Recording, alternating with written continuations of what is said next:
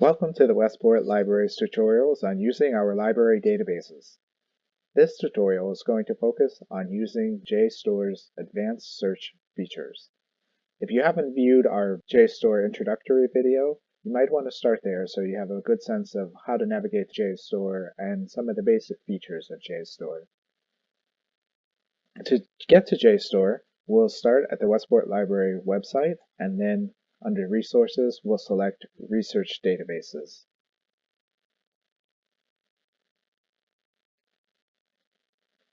On the Research Databases page, JSTOR is not one of the databases that is currently being featured, so we can just scroll down and choose More on the bottom of the screen.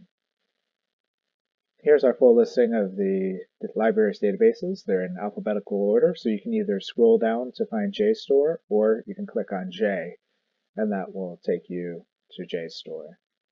I'll then just select the title right here. So in our introductory video, we covered the basic features and some of the things you'll find on the tabs across the top of JSTOR.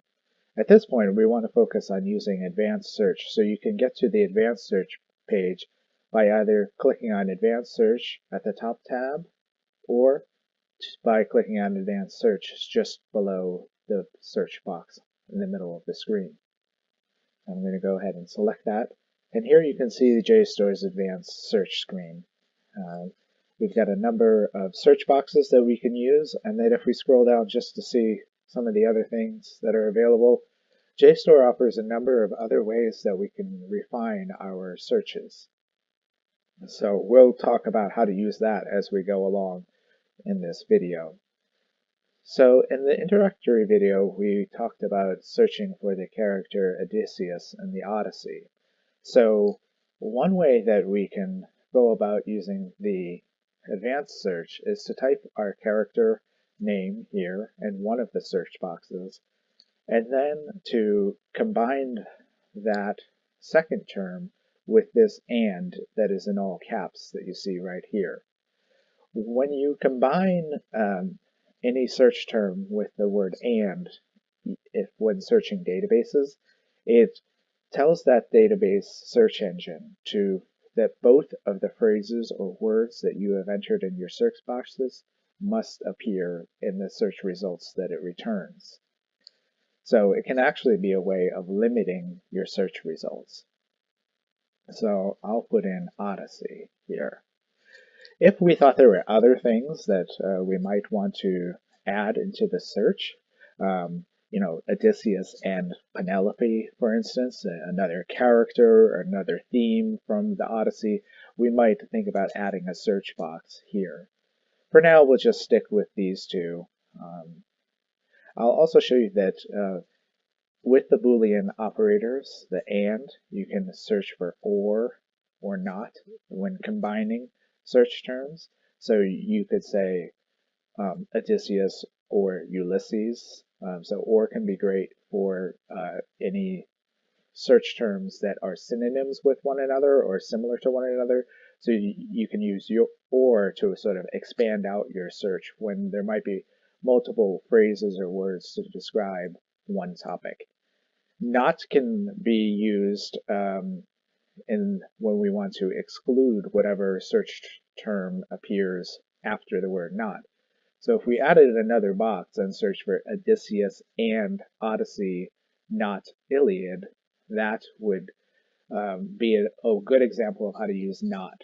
What this would tell the database search engine to do would be to exclude any references to Odysseus that come from the Iliad, because Odysseus appears in both the Iliad and the Odyssey.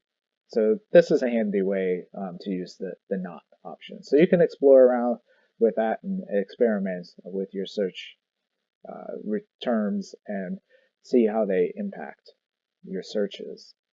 Let's go down and explore some of the narrow by. I often find that it can be handy to, if I'm really just looking for a scholarly article, to select articles. That will then exclude these other types of content that's available here. I might be interested in restricting by a search date, or publication date, excuse me. So let's just say I was really only interested in what was published in the last, say, 20 years about this particular topic. So I can enter my search dates to be 2000 to 2020. If I knew a specific journal or book title that I wanted to search within, you might choose to do that. The other thing that I think can be helpful is that JSTOR focuses mainly on the social sciences and humanities, but here you can see all of the titles that fit with that particular area of studies. So we have 20 titles, for instance, that these are 20 scholarly journal titles that deal with African American studies. For African studies, you can see there are 63 scholarly journal articles that JSTOR indexes related to that particular subject area. So for this particular search result, we might want to think about limiting our search to classical studies, for instance. And you can see this list is quite extensive. You can drop down along any side of these and you can see all of the titles with that particular area.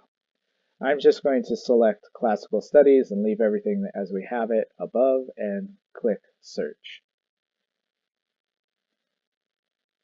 So you can see, there we go, we've got 1,171 results.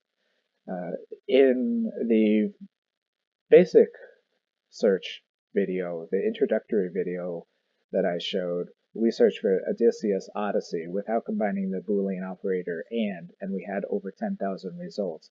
So you can see how just using the word and completely changes our search results. Also, restricting it by date will help that and the type of information that we're looking for. We restrict it by journals as opposed to books or book reviews or that type of thing. And just a reminder that if you want to view an article, you can go ahead and click on the title of the journal article. And this brings us to the full record for that journal's article. And from here, we can begin reading. And we also have our ways to share this information for later and also download the PDF so that we have it for future use.